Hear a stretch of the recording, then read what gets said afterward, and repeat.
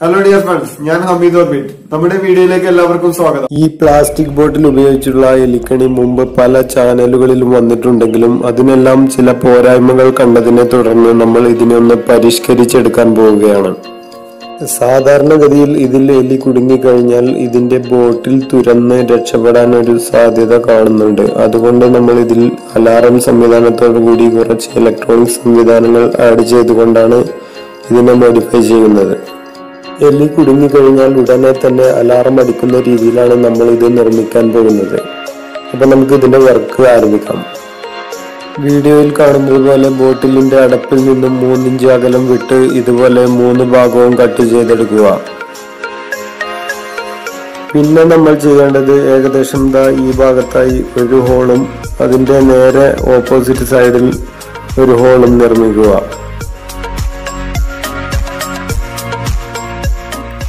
ഇത് നിർമ്മിക്കാൻ ഇതുപോലെ 2 കമ്പി കഷ്ണം നമുക്ക് ആവശ്യമാണ്. ഇതിൽ ഒന്നെടുത്ത് നമ്മൾ ഇട്ട് വെച്ചിരിക്കുന്ന ഒരു ഹോളിലൂടെ അകത്തോട്ട് കടത്തി മറുഭാഗത്തുള്ള ഒരു ഹോളിലൂടെ പുറത്തോട്ട് എടുക്കുക.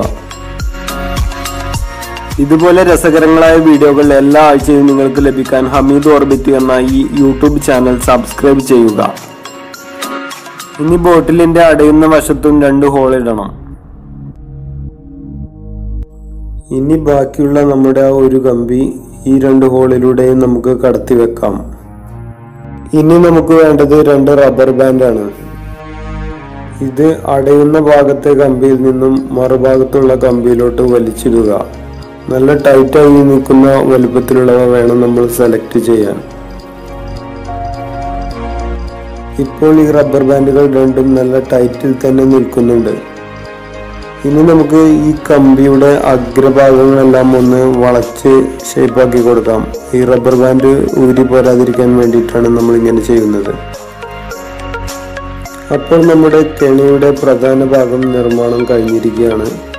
ഇനി നമുക്ക് ഇതിന്റെ പുറകുവശത്തായിട്ട് ഒരു ഹോള് ഉണ്ടാക്കേണ്ടതായിട്ടുണ്ട്.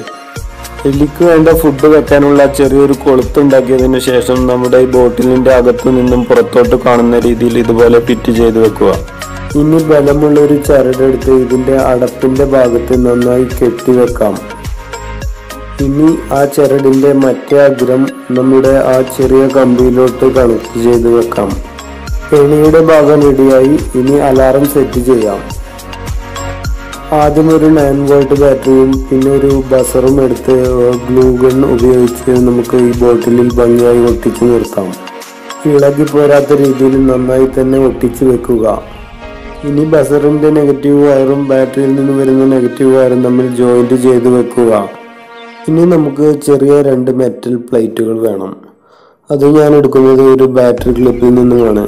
ഇതുപോലെ എന്തെങ്കിലും ഒരു ലോഹഭാഗം ഉപയോഗിച്ചാൽ മതി. ഇതുപോലെ വളച്ചെടുത്തതിന് ശേഷം ബാറ്ററിയുടെ പോസിറ്റീവ് വയർ അതിലോട്ട് കണക്ട് ചെയ്യുക.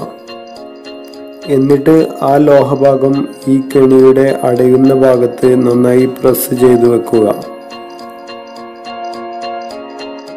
ഇതിന് നമുക്കൊരു കട്ടിംഗ് പ്ലെയറോ നോസ് പ്ലെയറോ ഉപയോഗിക്കാവുന്നതാണ്.